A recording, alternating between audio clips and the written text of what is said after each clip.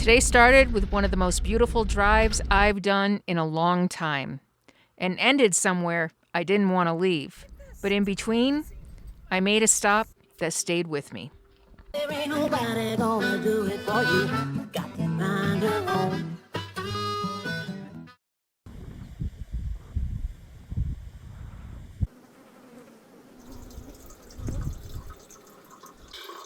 Packing up this morning after being in this fly-infested, swarmy, beautiful camp at the base, not really the base, but down below Mount Whitney here in Lone Pine. It's been gorgeous. This morning I had to go in to the Lone Pine post office and pick up some packages, hopefully. Some things that came to my mailbox late and some sponsor products. And if you don't know, you can get things sent via mail only, general delivery to most post offices in the United States for free. Pick it up for free. Unlike UPS stores, they'll charge you $5 to $10.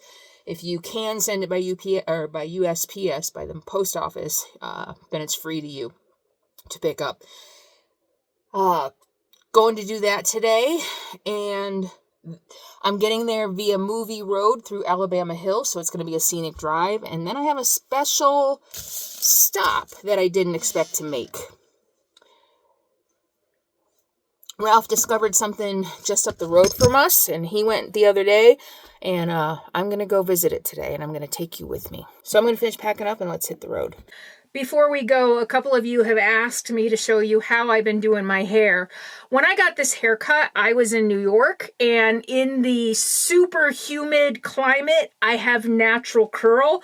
And as you can see, in the super dry desert, I have no curl.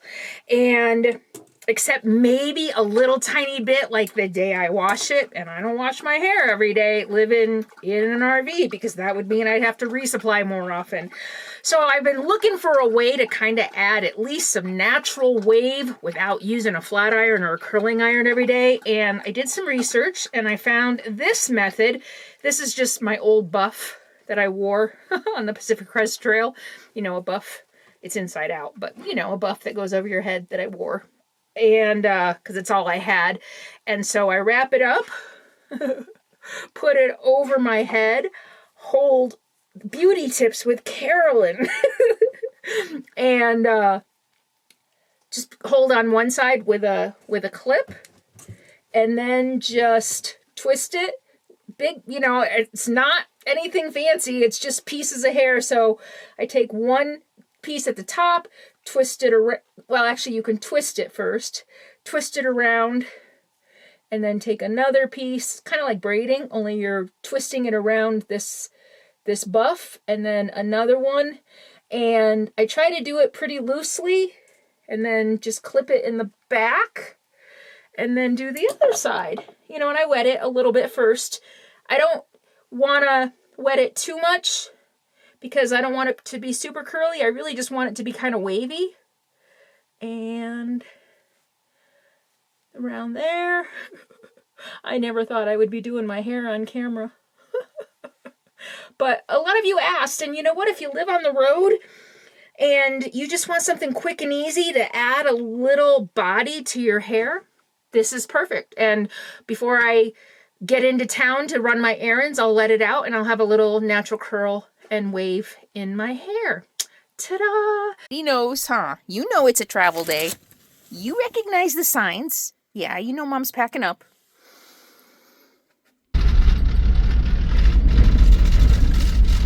So it's a little bit of a rough road. Little sand. Not, but that's not what I was gonna say. Washboard. Pretty bad washboard road. Probably the whole, I think it's like 10 miles or more. Nothing to Lone Pine. But, you know, I think I'd rather have rocky road, you know, maneuvering over rocks on like forest roads and things like that. Hear that? Rocky dirt roads than washboard. How about you guys? What do you prefer? Washboard or rocky, rutted, potholed? I guess there's three different kinds. There's old pavement, which often is potholes and washboard. It's pavement and then washboard in between. That can be pretty bad. That actually might be my least favorite, because there you get a false sense of, oh, it's smooth, I can go fast, and then you hit a patch of Look at this campsite. What? Is that a campsite? Oh, that sure is pretty.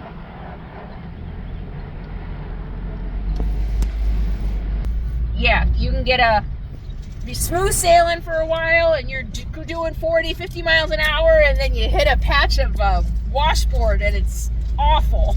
It's awful. That might be worse than all washboard. At least I know. But even all washboard, you have sections that are not as bad as others, so you do speed up. Fun times. Fun times.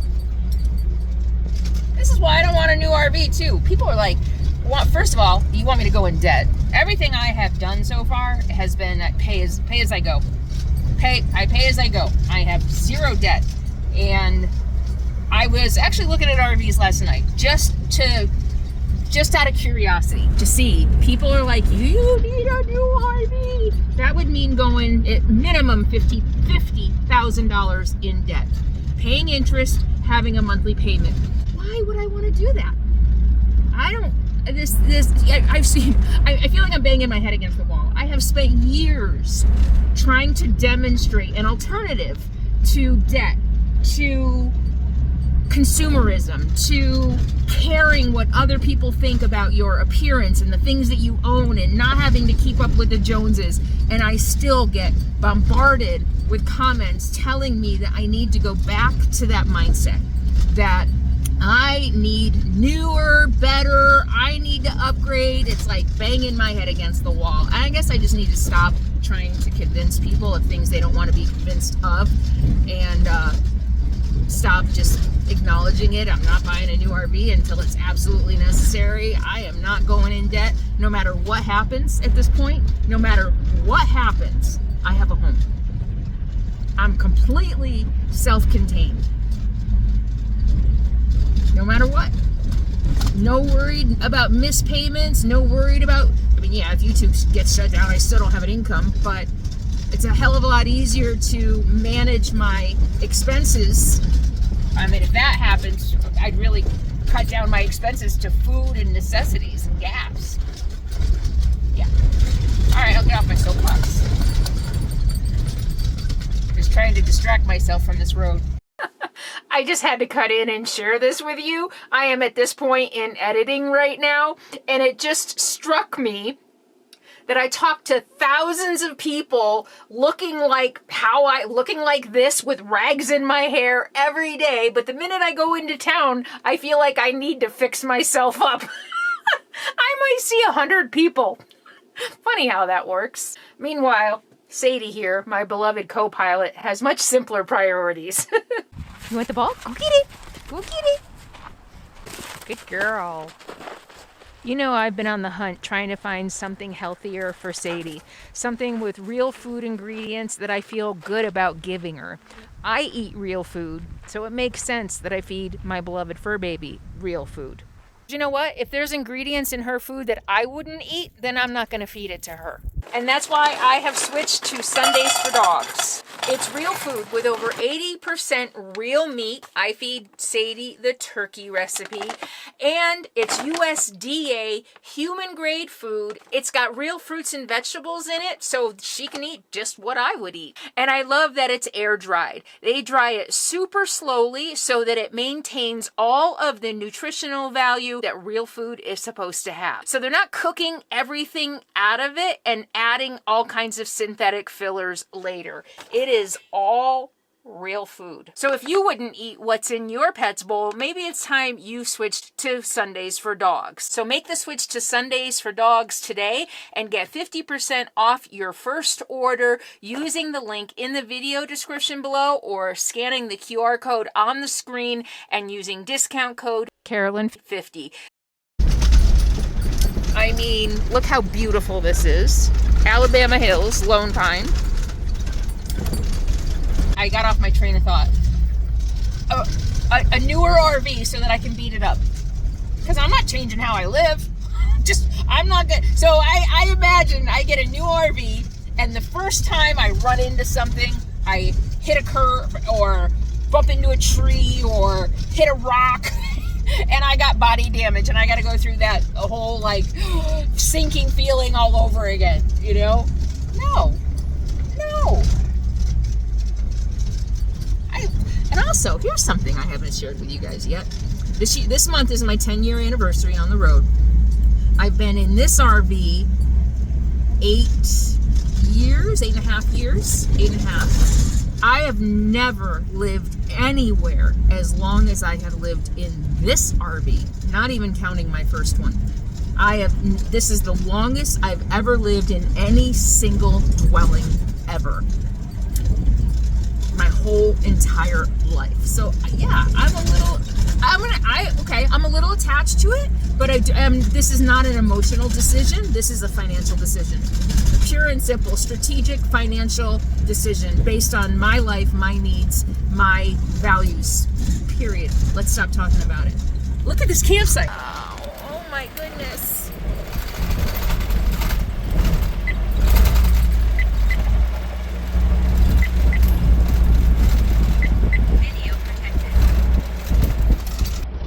Why this is one of my favorite places in the world that I've been to so far. I freaking love it. Not just Lone Pine, but the whole Eastern Sierras. And today we're heading up toward Bishop, to Bishop. Ralph scouted a spot in Bishop. I have a couple spots up there, but we're gonna go check his out. So far, I think we've been camping in my spots. So let's see what he's got. Freaking beautiful.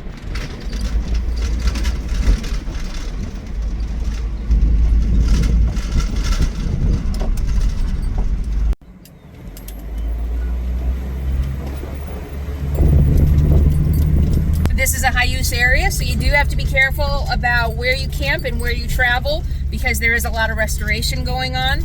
I told Ralph the other day he's got California derangement syndrome because he was like, California, you can't go here. And I'm like, this is national land. But anyway, you know how people feel about California, the nanny state. And there's some truth to that. And I see that since I've been on the road. But that gets into a whole deeper philosophical conversation about the public good versus freedom, right? Anyway, we won't go down that road today. There, like where we were camped, they were designated camping spots. Once you get closer to Alabama Hills, and there's a specific Alabama Hills, oh my God. There's a specific Alabama Hills camping area where I read you do have to get a permit. It's free, and I think it's only like 3 to 5 days. I'll have to look that up and let you know. So be careful when you're out here. Pay attention to the rules and the signs. Oh my God, I just can't.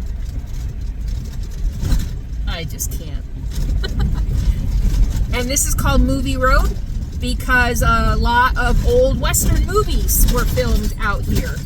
And Gunga Din, I think, was one of them. And I visited several years ago and did a video about that movie set. Oh my God. And I'll tag that video in the video description so you can look at that one too, because I did camp in Alabama Hills that year. We're on the outskirts of it. Oh my freaking God, look at this. I mean, for those of you interested, this is going to be a calendar picture. Yes, it will, for sure.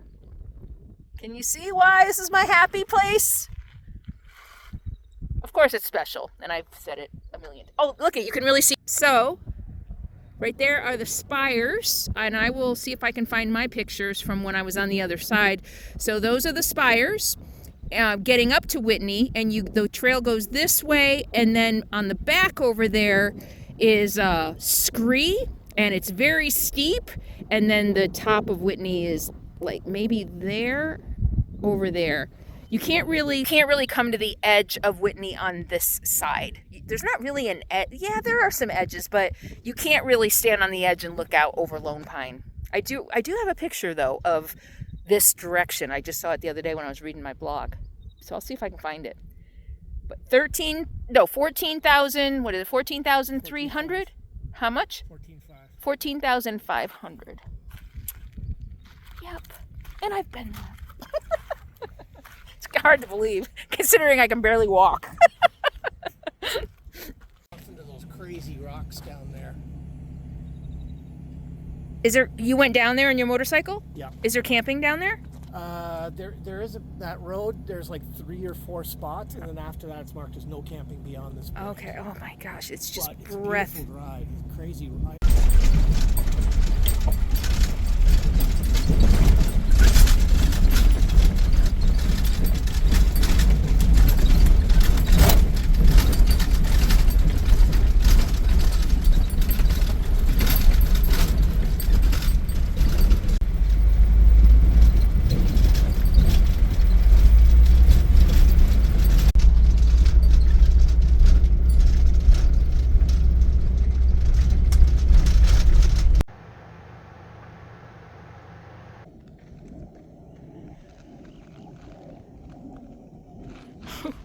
Man.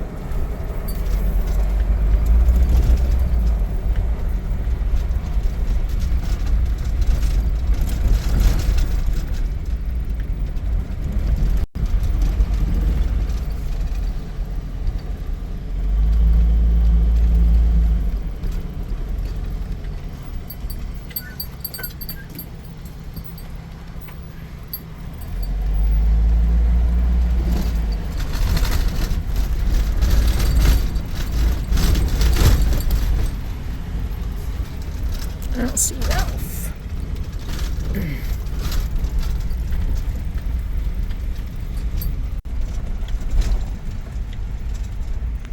See, he's on the floor. I see, girl.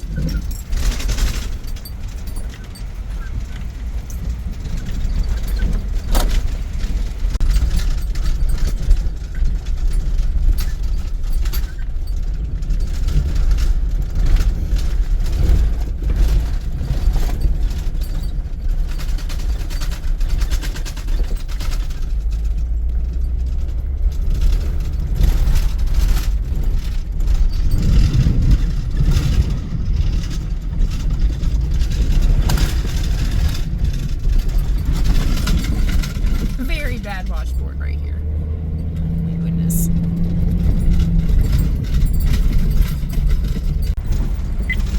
Video protected. We made it to pavement. You know, that's really, I mean, it's washboard, but you just have to go really slow, and you want to go really slow anyway because wow. I mean, wow. I am really glad I did that. I mean, amazing. Alright, so we must be close to Lone Pine. There's a county park that has dumpsters, so I'm going to go dump my garbage and recycles as well. And maybe get some water. I'll see where I'm at on water. I don't feel like dumping today because I got a whole bunch to do, so I might just extend my water again. But I'm going to need to dump my tank soon. Oh, you know, just the logistics of being on the road. Somebody prefers pavement, huh? You like pavement. You like pavement better than washboard. I get it. Me too.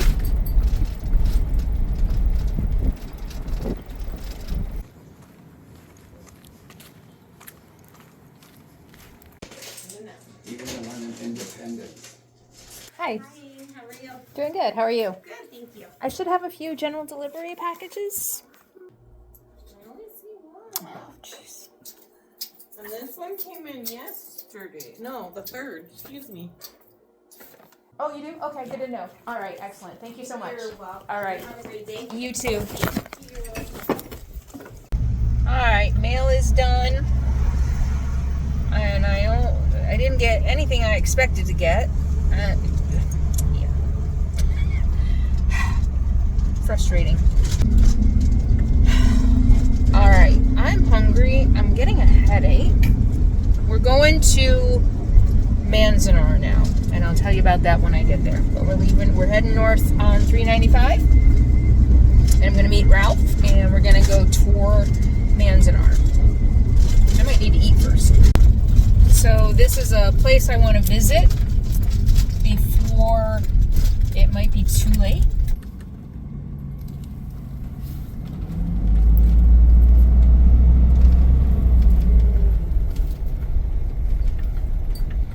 Oh, I think I need to go. Well, hello there. Oh my God, this is just these booths and the signs. I'm already feeling the heaviness of it. So I visited Dachau in Germany, concentration camp, and boy was that heavy. And I have a feeling this will be heavy as well. I'm not sure I can do this today. This might be too present for me. I don't know. This might be hard. I'm having also, I got some other stuff going on today. Some really big personal stuff going on today that I don't want to share with you right now. I will eventually. So it's an emotional day already. We'll see how this goes. We'll see how this goes. The Paiutes. The Paiutes have lived in this area for centuries. Town of Manzanar. The town of Manzanar in 1905, and then Manzanar War Relocation Center. How are they smiling?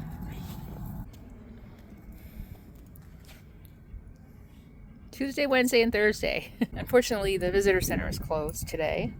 It's Wednesday, but there's a driving tour and these exhibits. So we're going to do the driving tour. That's what Ralph wanted to do anyway. He went into the visitor center the other day, and there is some Paiute history, some artifacts and things like that. So, in the early part of World War II, 110,000 persons of Japanese ancestry were interned in relocation centers by Executive Order 9066, issued February 19, 1942. Manzanar, the first of 10 such concentration camps, was bounded by barbed wire and guard towers, confining 10,000 persons, the majority being American citizens. So Ralph and I took a minute for us to figure out what these are.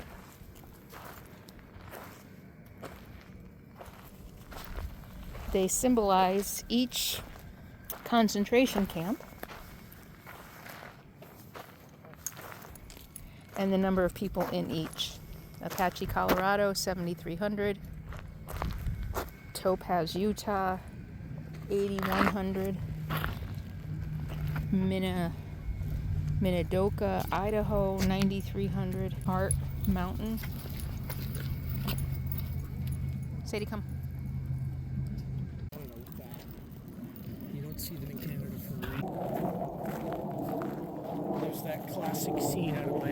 Get a better picture of this now. Look at the old U.S. government fire engine. See how long Fords last? Yeah, see how long Ford. Your RV's nothing. This thing. That's a Ford, yeah. Wow, good eye. Yeah, we had a little talk on the way here about me not buying a new RV for the very last time.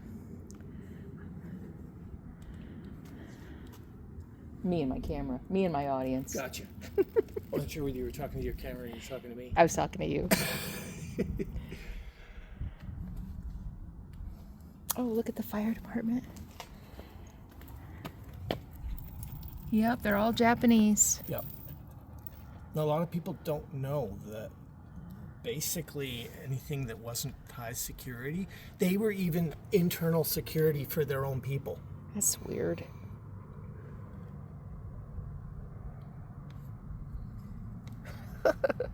Fires. Goes to show you, fire used to be a much more common thing. We didn't have the safety that we do now. This Yeah. auditorium is what they call it. So this is original from the camp. Yep. That was the auditorium.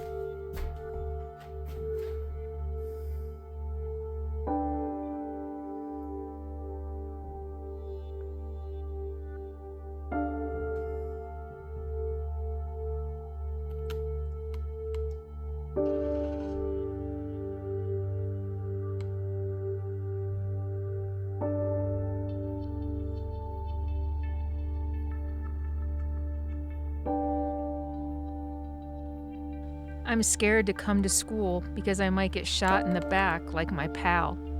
I shall go home, so don't mark me absent. Yours truly. Scribbled on a high school blackboard, December 8th, 1942.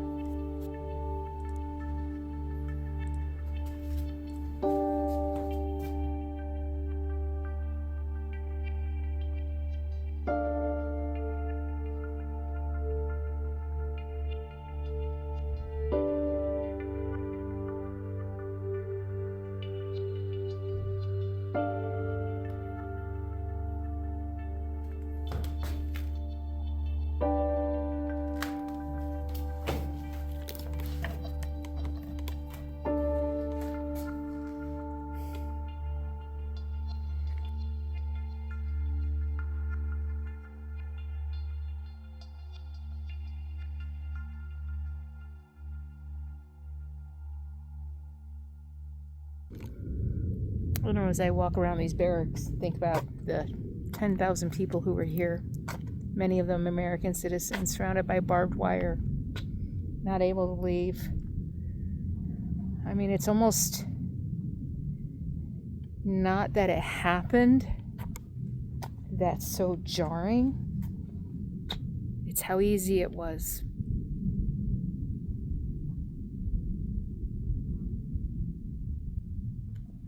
How easy it was to let this happen.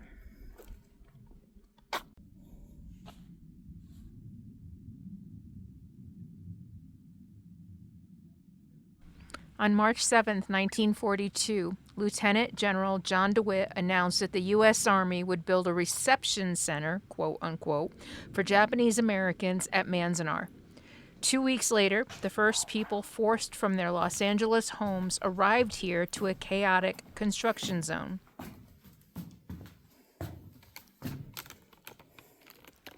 There weren't enough barracks, and some were without windows, doors, and roofs.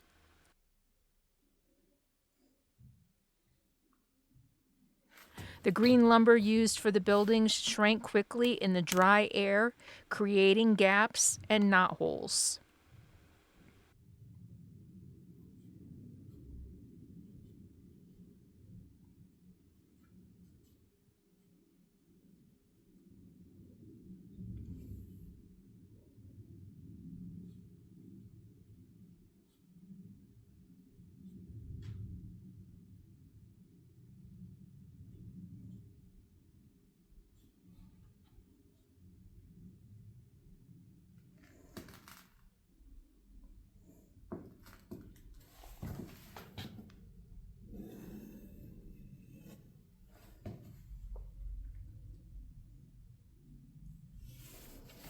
Do's and don'ts. Following and resisting WRA rules.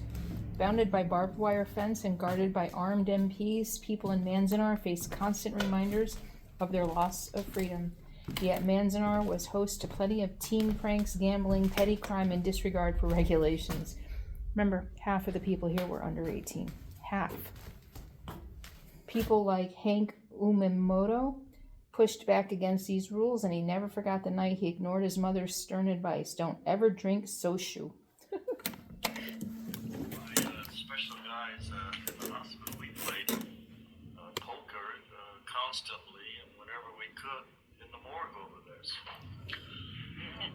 you know, it was very quiet. We were the only ones betting, and nobody wanted to come in there, so we had a good time. We had a table, short table with an army blanket on it.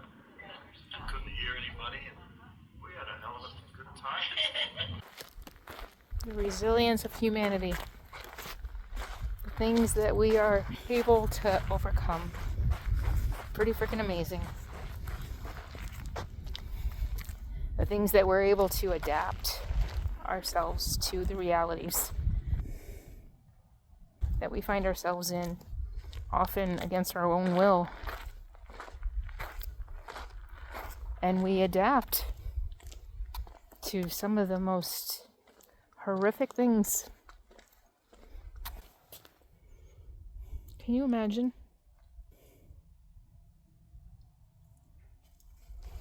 My first year at Berkeley, to satisfy one of my electives, I took a race relations class, and we learned a lot about Japanese history.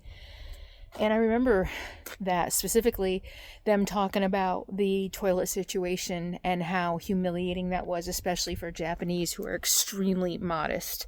They had to literally use the bathroom in front of each other. And I believe some camps weren't this pretty. They were just holes in the ground. I believe, if I'm going by memory. Can you imagine? It's disgusting. Having to take a shit right next to somebody else. Just like a prison. Yep. Well, at least in prison, you have your own... Oh, here's the showers. Jeez. True. You have your own cell. You have to share it with your cellmate. Yes. That's... More than one. Yeah, that's gross. I mean, the worst part is having to smell somebody else's. Yeah. I mean, the shower thing, that was...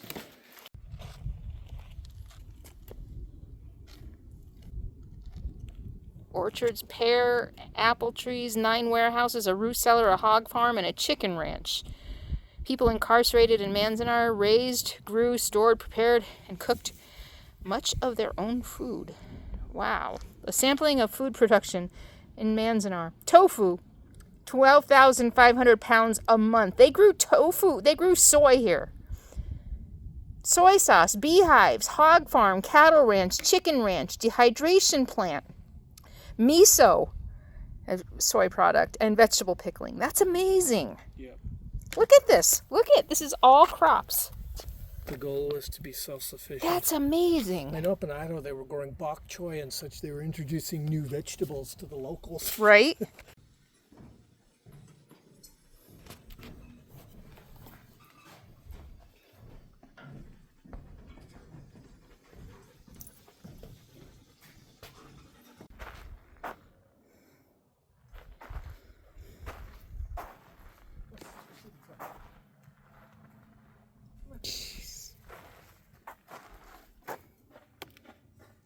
Oh, that's, look at.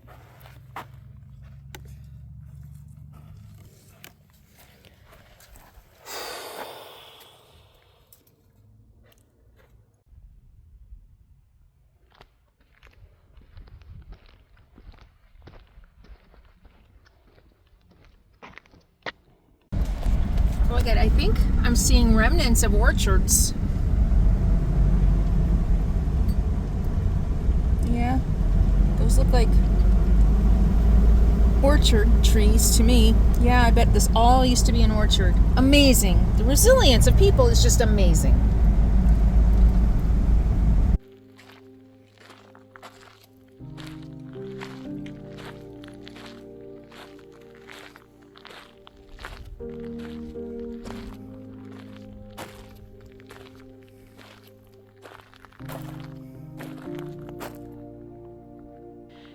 After an almost 80-year absence, the Rose Garden has returned to Merritt Park in Manzanar National Historic Site.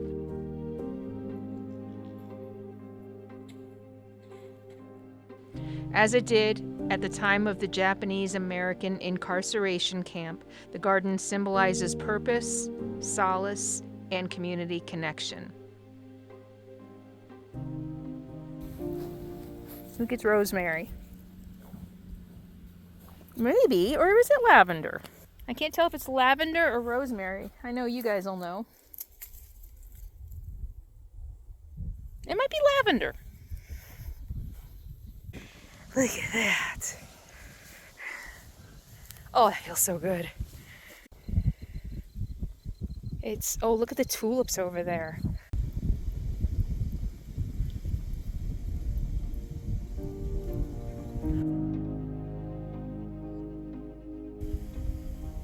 Detainees at Manzanar were only allowed to bring into the camps what they could carry. Harsh living conditions were exacerbated by wind-driven sand that whipped through the camp. One impetus for gardens began with sowing turf grass to control dust. Almost immediately, though, the incarcerated people began sowing vegetables and flowers and crafting garden features from woody debris. Within a few months, they had organized to develop gardens throughout the camp, ranging in size from a few square feet to 2.5 acres.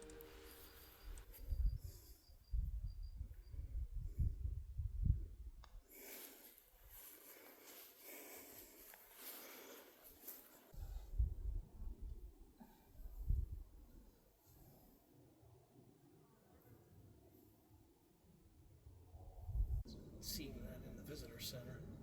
Yeah, they excavated this hall a few years ago, and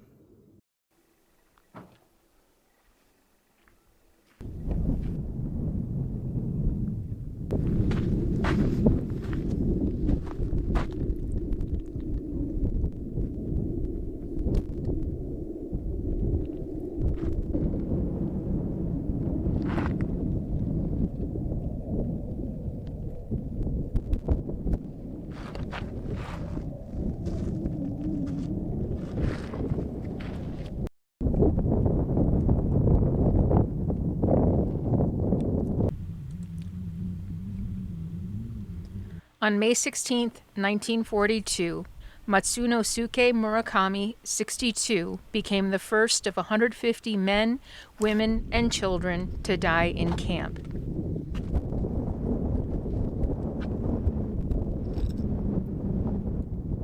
He and 14 others, most infants and older men without families, were laid to rest in this cemetery outside the barbed wire fence in an old peach orchard from Manzanar's farming era.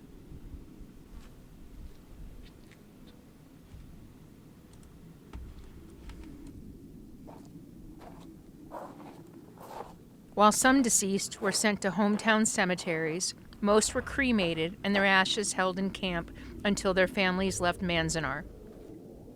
Gichi Matsumura, an incarcerated man who died in 1945 while exploring the Sierra, is buried high in the mountains above. Today, only 6 graves remain, including Matsunosuke Murakami's.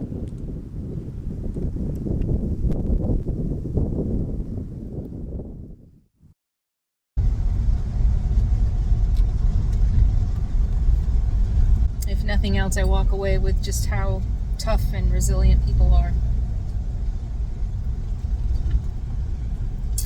So now we're heading up to Bishop and to our higher elevation camp, hopefully without flies. Yeah, a lot of work going on out here.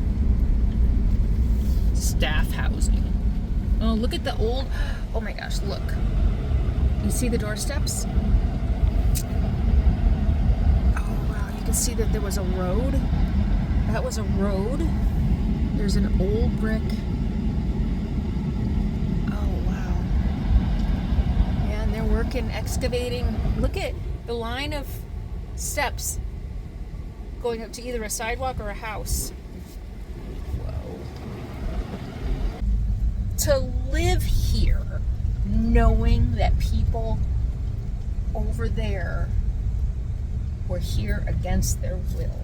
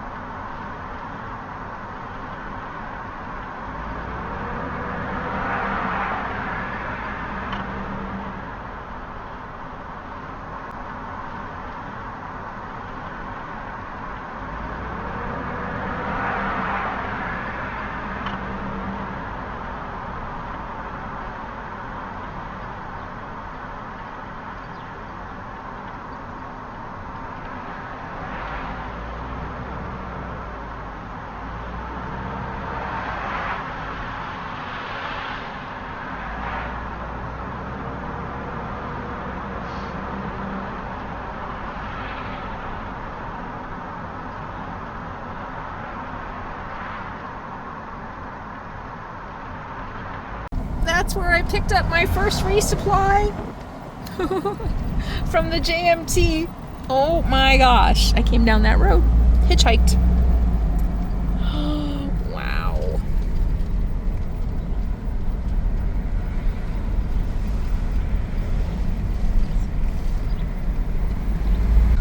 And I'll put a link to that blog, that specific blog post, because there's a really funny story about a couple guys I met that I actually hitched a ride with. I hitched a ride with a guy, and then he also picked up these two other guys, and they were very interesting. I think they were Australian, actually.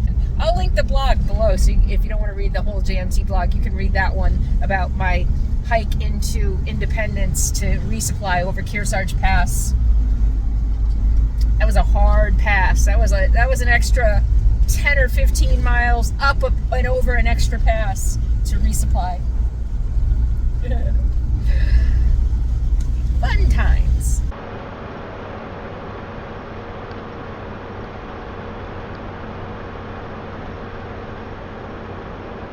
I'm gonna snag cheaper gas while I can. $5.21, everything else has been over $6. Okay, I don't know what this guy right here is doing.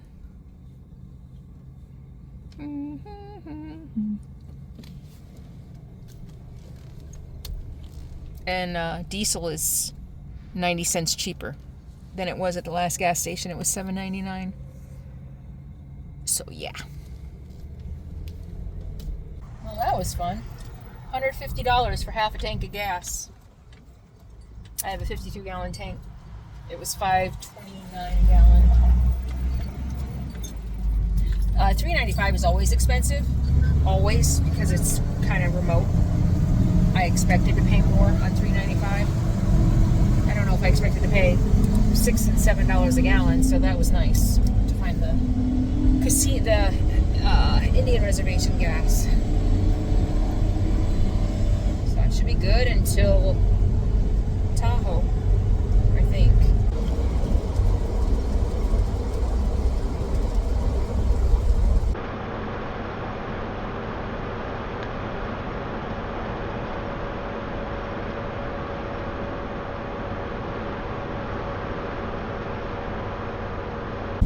Every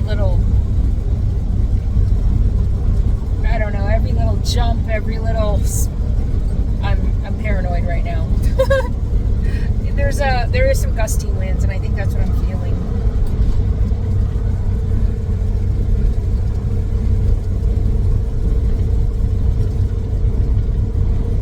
And I was feeling it before I got gas. It's not the gas. It's the gusty wind. That's what it is. It is. It's the gusty wind. Definitely, it's the gusty wind.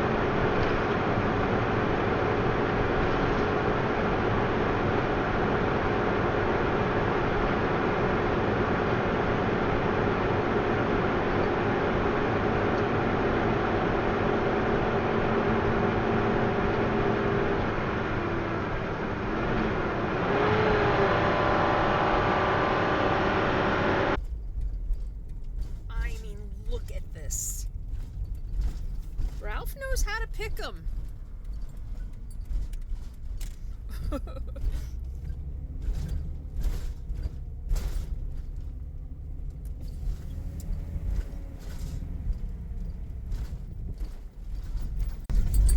We began the day on Sandy Washboard Road, and we're gonna end the day on Sandy Washboard Road, it looks like. But holy crap!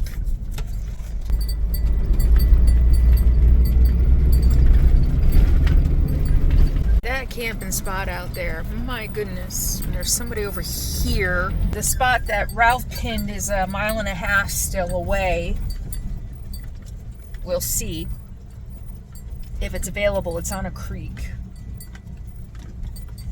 I'm letting him lead today, so. He's looking at the map. This is Inyo National Forest. I mean, wow. This is Alps-like peaks. Yeah, I forgot about the Swiss Alps. The Swiss Alps are pretty freaking amazing. I had a really nice time in Interlaken. I spent 4 or 5 days in Interlaken, did some hiking up the Swiss Alps. It was pretty freaking awesome. Here he comes to say, what's he gonna tell us? 1.5 mile. Yep, I actually... Oh, you got the pin? I do now, so it was funny. When we were leaving town, I was like, I should probably be following the pin. I'm like, no, Yes. I'll just follow him. Yeah. And I was fumbling to get the pin up when I realized I passed you. Oh, yeah, I was like, well, we're turning soon. If she's watching where I turn, she'll see.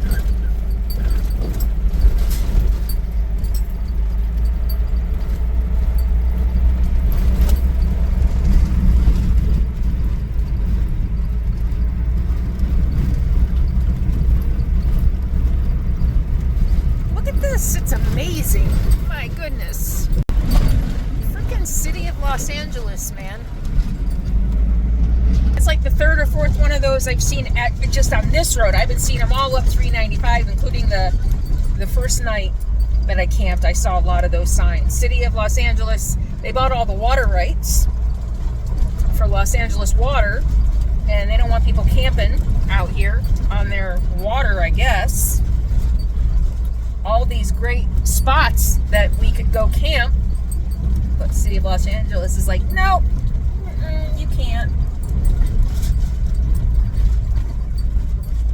This is freaking amazing.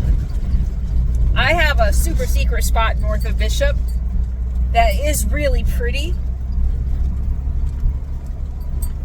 but this is in the opposite direction, going toward the Sierras. There's a nice view of the Sierras. This makes you feel like you're in the Sierras. This is amazing. Look at, there's a glacier up. It's like a, you see that? Oh, it's like a glacier. I mean, wow.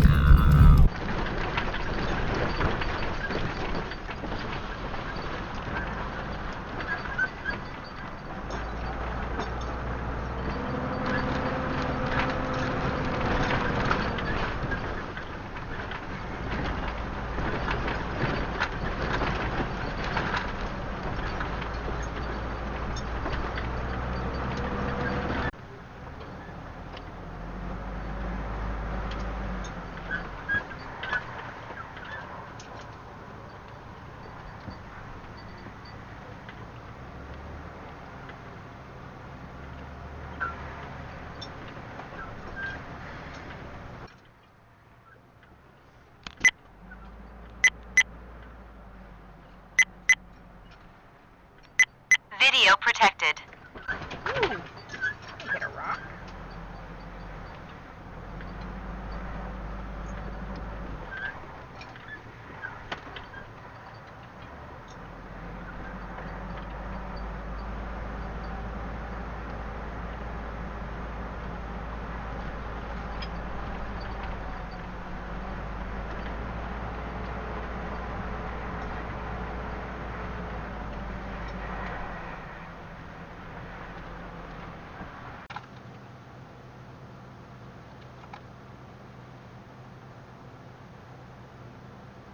Well, I thought we had found the perfect spot where we could hang out and relax for a few days. Turns out I had to leave in a hurry. I'll show you why next week. Thanks Sundays for Dogs for sponsoring today's video. If you've been thinking about upgrading your dog's food, the link and the discount code are below. Thanks for hanging out with me on this leg of my adventure. If you like this video, please hit the thumbs up, subscribe to my channel, and just because you think you're subscribed, please do me a favor and double check because YouTube does unsubscribe people. And share this video with everybody you know. And I'll see you next week. In the meantime, be happy, be free, and be kind.